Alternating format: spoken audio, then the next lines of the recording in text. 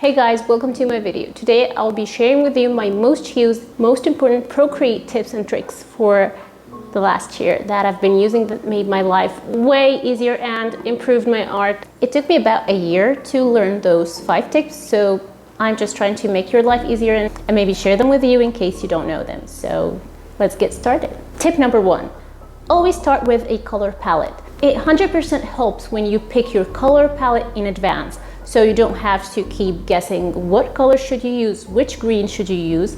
Should you go for this grass bright green, or you should go with a mint green or a pale green. So these kind of choices and decisions you shouldn't always make during the process. You should start with a defined color palette. If you're going to be drawing or painting grass, you should have a green that matches with the rest of the colors. If you're going to have a sky, you should plan on a blue that maybe you can use for coloring different elements as well. So always plan ahead your color palette, and this is what I did for the first book I illustrated. Actually, it's not the first book, but it's the first published book.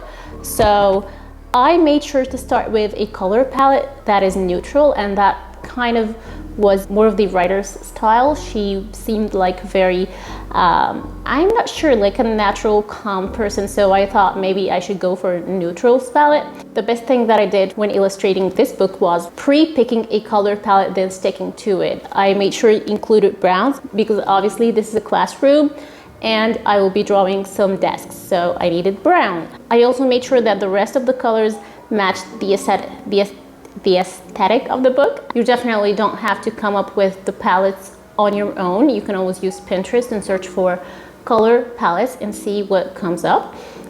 Maybe you should search for muted color palettes, bright color palettes, pastel color palettes, whatever thing comes to your mind. Just put it in the search bar and start figuring out which palette will best suit or match your book. So that is pretty much what I did. At some point when you have an advanced knowledge of the color theory, you can start making your palettes, I guess. But if you're not there yet, if you've not come to the place where you've studied the color palette, you don't really have to wait up or make bad decisions to just figure the colors your own. You can go ahead and search for color palettes and tons will pop up. So that was my first tip. Tip number 2, when shading a character or any element in your illustration, always go for a big brush size.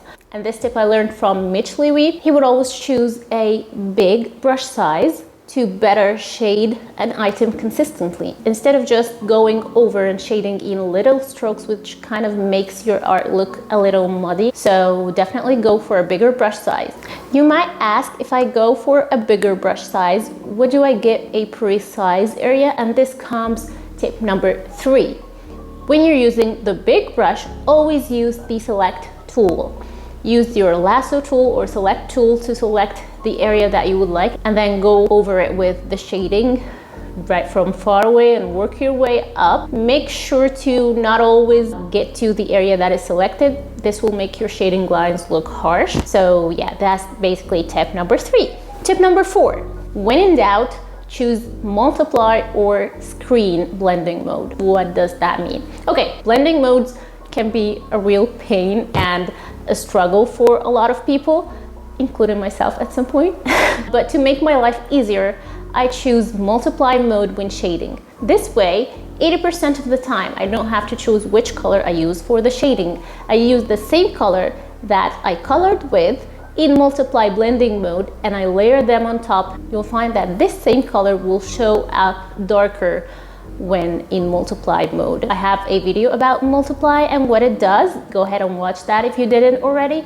And I use the same way with screen blending mode when I want to highlight. I don't have to choose a color for highlighting. And I repeat, this is not 100% of the time, but just, most of the time, I don't bother to choose the highlighting shade unless I'm doing some kind of a sun rays highlighting, which is kind of yellowish and orangey. Other than that, I choose the same color that I colored with, and I choose the screen blending mode, and the color just shows up lighter.